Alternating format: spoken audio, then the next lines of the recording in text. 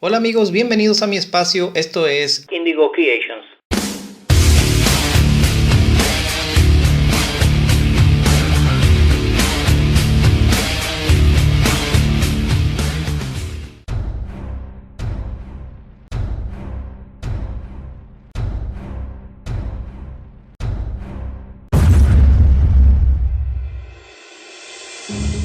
el adoctrinamiento a través de los siglos ha arraigado una idea muy errada de lo que es Cristo y de quién es Jesús. Por lo general la gente utiliza la palabra Cristo sin saber por lo menos su significado etimológico. Veamos a qué se refiere. La palabra Cristo proviene del griego Krestos, que significa ungido o lleno de gracia.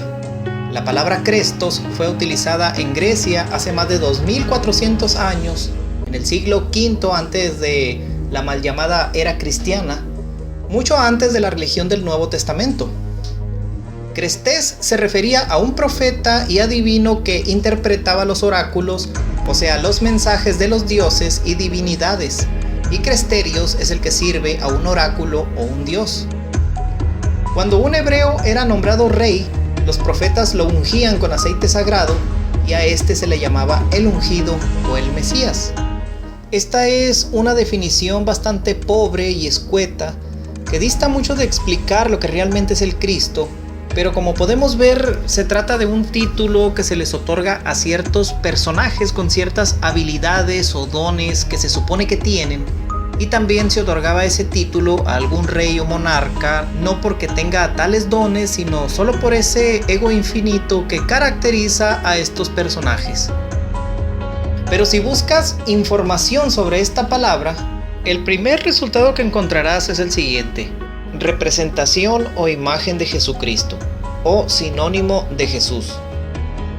Esta última es la respuesta que cualquiera contestaría precisamente por ese adoctrinamiento religioso al cual hemos sido sometidos. Pero más allá de cualquier significado o definición que le puedan dar a esta palabra, y mejor aún, más allá de las creencias, la realidad es que se ha perdido el conocimiento de la verdadera naturaleza de lo que es Cristo. En esta ocasión les diré a qué se refiere este título o nombramiento. Una cosa muy importante: a partir de aquí, cada vez que diga Cristo, no estoy hablando de Jesús. No hablo del personaje mítico del Nuevo Testamento. No. Las creencias inculcadas durante siglos nos han hecho creer que Cristo y Jesús son lo mismo, pero no. Son cosas diferentes. Siento mucho que esto perturbe sus mentes, pero hay una diferencia abismal entre uno y otro. E inventar a un personaje llamado Jesucristo y atribuirle el monopolio y el copyright de este título, lo siento, pero fue la peor grosería que desde hace más de 1700 años le pudieron hacer a la humanidad. Y sí, dije más de 1700 años y no 2000. Más adelante les explico por qué. Si acaso tienen cuestionamientos hacia mí, tales como comprueba lo que dices, cómo lo sabes, eres un ignorante porque no conoces la Biblia y todo ese tipo de sandeces, no se preocupen, pueden dejar todas sus dudas y preguntas en la caja de comentarios, son libres de opinar. Ya les dije, estas serán historias increíbles, no solo para creyentes, sino también para aquellos ateos fieles amantes de la física newtoniana y la farsa de la evolución darwiniana, así que si gustan tomarlas en cuenta, bien, y si no, también. Y escuchen, lo que les voy a contar no es cuestión de religión, ni de creencias en deidades. No, esto es cuestión de conocimiento y entendimiento. Independientemente del significado que muchos le dan a lo que es alma y espíritu, yo llamaré alma a eso que somos, porque en realidad somos un alma habitando un cuerpo físico temporal. Eso es lo que realmente somos. Y esa alma es lo que realmente evoluciona. No existe la evolución física. Pero ese es tema que trataré en otra ocasión. La mayoría piensa, por el contrario, que solo somos un cuerpo físico y que por azares de la casualidad y el destino existimos en este mundo solo por algunos años, y que ese cuerpo, además de una mente, tal vez y solo tal vez exista la posibilidad de que también tengamos un alma. pero solo porque así lo dice la religión o algún filósofo de la antigüedad. El engaño consiste en hacernos creer que el alma es lo menos importante y que solo sirve para amenazarnos con el sufrimiento eterno de la misma si no obedecemos al sistema. Ese es el papel de la religión. Así es como nuestro verdadero ser pierde total importancia y terminamos mencionando cada vez que alguien muere la tan famosa frase de no somos nada. Como si todo nuestro ser se limitara a este vehículo comúnmente descrito como de carne y hueso. Somos mucho más que eso. Y aquí les explico. El ser humano está formado por 7 cuerpos o vehículos. El cuerpo físico, el cuerpo etérico, el cuerpo astral o emocional, el cuerpo mental inferior, el cuerpo mental superior, el cuerpo búdico y el cuerpo átmico. Del 1 al 4 son los cuerpos inferiores y todos estamos conscientes de ellos. Sabemos que tenemos un cuerpo físico, que estamos vivos, que sentimos emociones y pensamos. Hay muchísimos libros y sitios donde hay información a detalle sobre cada uno de ellos.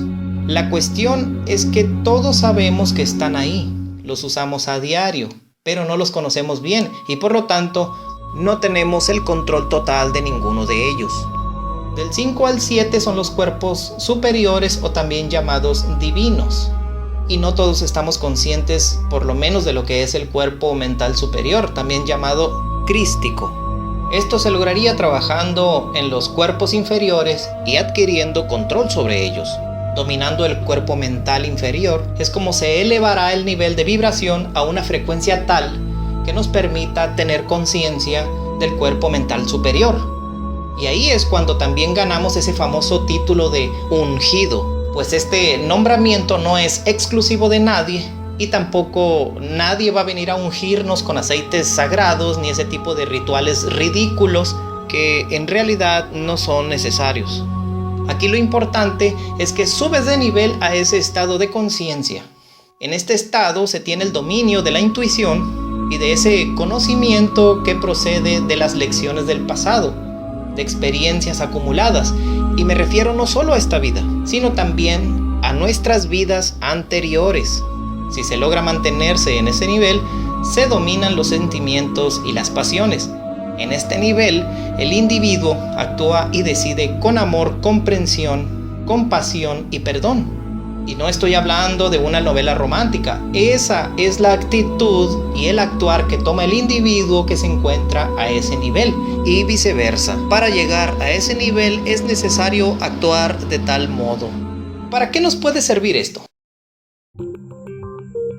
La mecánica cuántica nos ha demostrado que el pensamiento y la conciencia pueden influir en el comportamiento de lo que llamamos materia.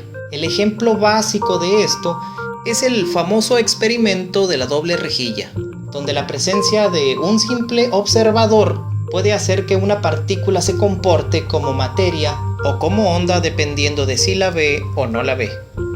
Para entenderlo, primero veamos cómo actúan las partículas.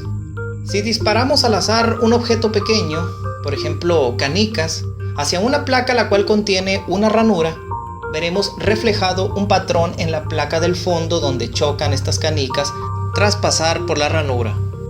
Ahora, si añadimos una segunda ranura, lo lógico es que veamos una segunda franja dibujada por el rebote de las canicas en la placa del fondo. Pero, ¿qué pasa si en lugar de partículas probamos con ondas? Ok, las ondas llegan a la ranura, se propagan, donde chocarán con mayor intensidad justo enfrente de la ranura. La franja de resplandor mostrada en esta imagen muestra precisamente esa mayor intensidad de choque, la cual va aminorando hacia los lados. Ahora, si utilizamos dos ranuras, al pasar por la primera placa, obtendremos dos ondas que después interfieren entre ellas. El resultado es un patrón de interferencias con muchas franjas de diferente intensidad. Muy bien. Ahora, si en lugar de canicas lanzamos una ráfaga de electrones, los electrones son micropartículas de materia, y lo hacemos a través de la placa con una sola ranura, obtendremos el mismo resultado que con las canicas, o sea, solo una franja dibujada en la placa del fondo. Y si usamos dos ranuras, lo lógico es que, al igual que con las canicas, se obtengan dos franjas en la placa del fondo. Pero resulta que no siempre es así. En ocasiones el resultado era este, y en otros era este. Se obtenía un patrón de interferencias como si en lugar de materia se estuviera probando con ondas. ¿De qué depende esa variación? Pues bien, resulta que cuando se usaba un aparato de medición para observar por cuál ranura pasaban los electrones, el resultado era este. Pero cuando no había ningún observador del experimento, el resultado era este. Increíblemente, cuando no había un observador, en ocasiones el electrón lanzado pasaba por una de las ranuras, en ocasiones por las dos a la vez y en ocasiones por ninguna. El resultado era un patrón de interferencias como si se tratara de ondas. ¿Qué tiene que ver el observador con todo esto? ¿Por qué cuando se observa el experimento el electrón se comportaba como partícula? ¿Y por qué cuando no se observaba el electrón se comportaba como onda? ¿Acaso el electrón es consciente de que lo observan? O mejor dicho, ¿será que el observador hace que estas ondas se comporten como materia con solo mirar? ¿Acaso estar consciente de las cosas influye en el comportamiento de la materia y de las ondas que nos rodean? Veamos otro ejemplo. Los secretos del agua. Otro ejemplo del poder de nuestros pensamientos se muestran con los experimentos del investigador Masaru Emoto, el cual es un autor japonés conocido por sus controvertidas afirmaciones de que las palabras y los pensamientos dirigidos hacia un volumen de agua influyen en ella, de tal modo que al congelarla, la apariencia estética o la forma geométrica de los cristales de hielo resultantes dependen de si las palabras o pensamientos sean positivos o negativos. De nuevo, en este caso, este señor también demuestra cómo nuestra mente puede modificar el comportamiento de la materia. Los experimentos de Emoto se realizaron cientos de veces y consistían en tomar muestras concretas de agua en recipientes y exponerlas a diferentes palabras, dibujos o música, y entonces congelarla y examinar la apariencia de los cristales resultantes mediante fotografías microscópicas. Los resultados fueron los siguientes. Cuando le decimos o escribimos en el recipiente algo positivo como gracias, amor, etc., una vez congelada esta muestra, a través de estas microfotografías se lograba ver los cristales formados, los cuales mostraban aspectos y estructuras realmente agradables. En cambio, cuando lo hacía con palabras como idiota o imbécil, música estridente, etc., estos cristales resultaban en colores opacos y estructuras no agradables estéticamente. La información completa sobre este tema se los dejo en la descripción. La cuestión es que no solo tenemos la capacidad de controlar nuestro cuerpo, nuestros pensamientos y emociones, sino que también existe en cada uno de nosotros la naturaleza de influir no solo en la simple materia, sino también en la realidad que nos rodea, al observar con nuestras palabras y actitud, con la calidad de nuestros pensamientos, emociones y la capacidad de entendimiento. Imagínense el poder que tendríamos si la humanidad se une y usamos este conocimiento para dirigir el destino de la misma. Pero, ¿acaso crees tú, simple mortal, trabajador esclavo del sistema, que a los autoproclamados dueños del mundo les conviene que sepamos, y peor aún, que apliquemos ese poder? Absolutamente no. Estas bestias lo saben. ¿O acaso te imaginas a un gobierno haciéndole propaganda a esta información donde te digan que tú, simple mortal, no solo eres dueño absoluto de tus actos, decisiones y pensamientos, sino del poder que tenemos todos de decidir tanto el modo de llevar nuestra vida como el destino de la misma? Y eso, amigos míos, incluye invariablemente que estos personajes pierdan el poder de manipularnos a su antojo.